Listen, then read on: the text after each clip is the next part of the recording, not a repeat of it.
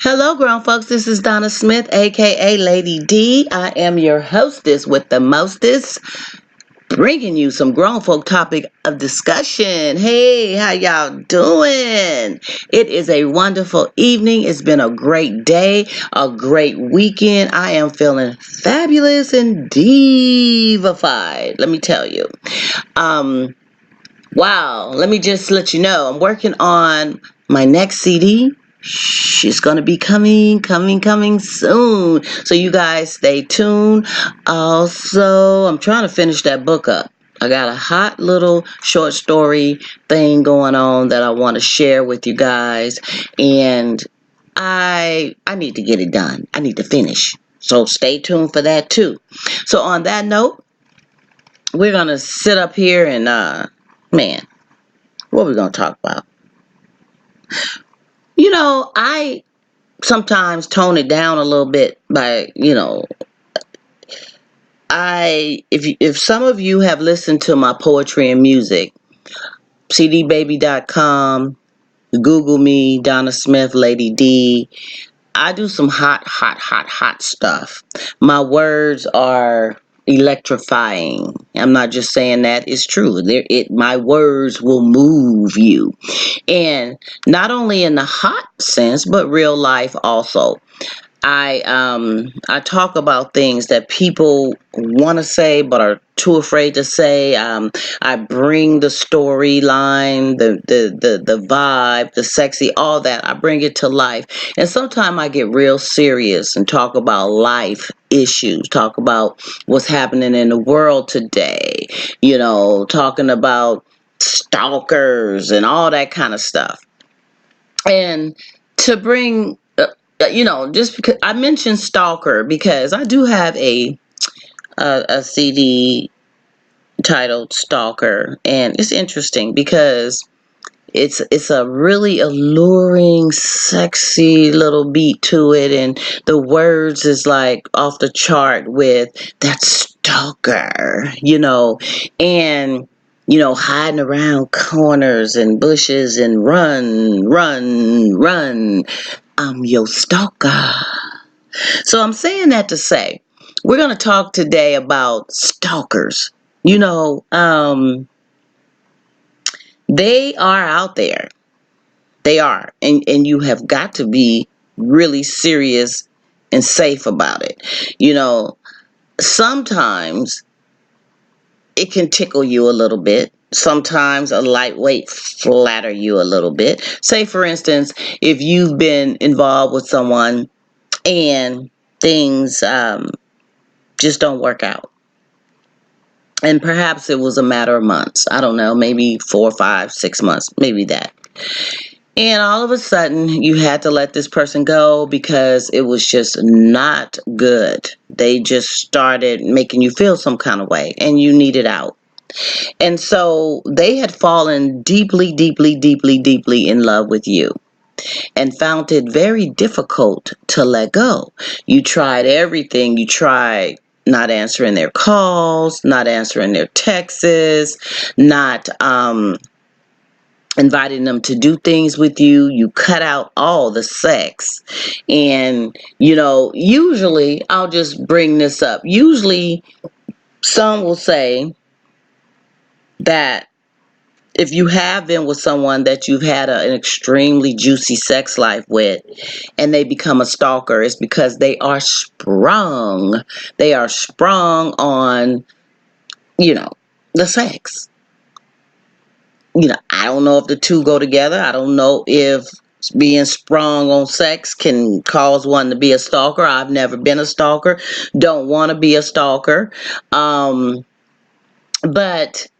what are the identifying signs that someone is a stalker? Now, it's one thing, it's a fine line, because it's one thing where a person is just so caught up into you, they are so connected and vibing with you that they find it hard to disconnect. So they're going to keep calling and baby, please, and you're going to hear this crying and begging, let's work it out. I wouldn't say that's a stalker. But if you got someone popping up at your job and you've let them go, and they just popping up, or they're popping up at your house, or you come home and they're hiding in the bushes, or they're doing really, really sporadic, serious, eyebrow raising things, and you could be out on a date with someone and all of a sudden they pop up like they're following you, that type of thing. I mean, I can see that being in terms of someone that's truly stalking.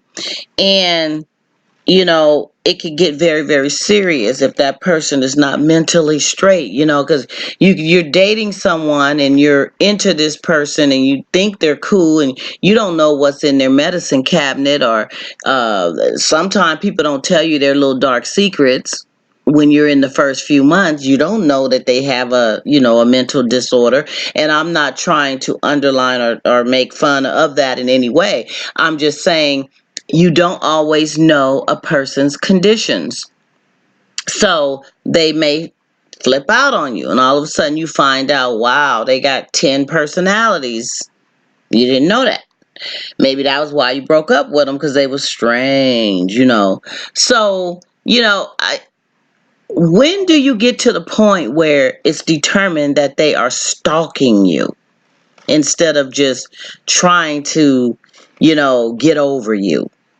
Because everyone mourns a breakup of a disconnect of anything different than the other. So, you both may love each other, but the way you deal with breaking up is perhaps you go out every other night and you drink and you lock yourself in, isolate yourself from people for about 2 weeks, and boom, you get what, another babe, and you get another piece of boo boo, and it's all good, right? And then you have those who just it just drags on, and they can't eat and they can't sleep, and they got the stomach problem, and the going to the bathroom problem. They got all these issues because you're all up in there. They can't let it go.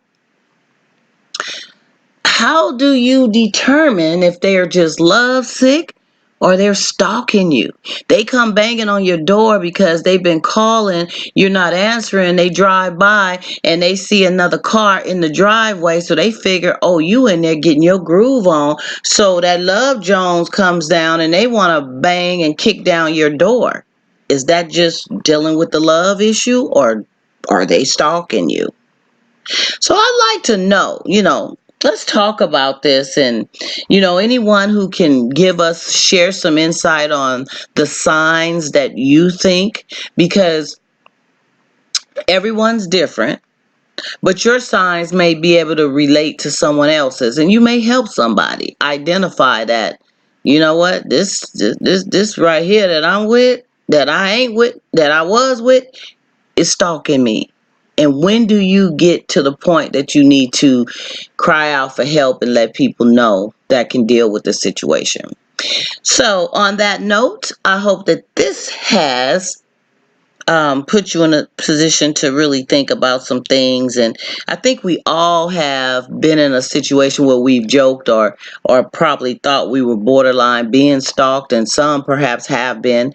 But we all have been where someone finds it hard to let go. Somebody always loves harder than the other, or they have a harder time saying bye-bye, and it can be real ugly. It can be real challenging. Sometimes it could be very sickening. So share your thoughts. Let's talk about it. Let's put it out there. We grown, and this is what we do. And I also want to bring back the difference. I mean, can you be sprung on someone after you break up based on good sex? Can good sex take you there with getting sprung? Or is it sex and love? Or is it just the abandonment issues? Some are so, that abandonment thing. They just can't take someone leaving them, being alone, that type of thing. So on that note, I am your hostess with the mostest. Think about it. comment, subscribe. My name is Donna Smith, aka Lady D. I am here tonight with a grown folk topic of discussion. We're talking about identifying a stalker compared to someone who's just love struck. Okay? So, comment, subscribe, email me if you'd like to chat, DGRIER 12,000 yahoo.com. Join in on Facebook, Donna Smith, Twitter, Miss Lady D111. Check my website out, www.donnasmithgrownfolktalk.com. And on that note, you be grown or be gone, and we will be back here again. I'm really thinking about doing the YouTube live thing and looking more into researching that, because I think taking these videos live would be a very, very good thing. Someone had made that suggestion on one of my posts one time, and I have been looking into making that happen. So on that note, see you. Until next time, take care and good night.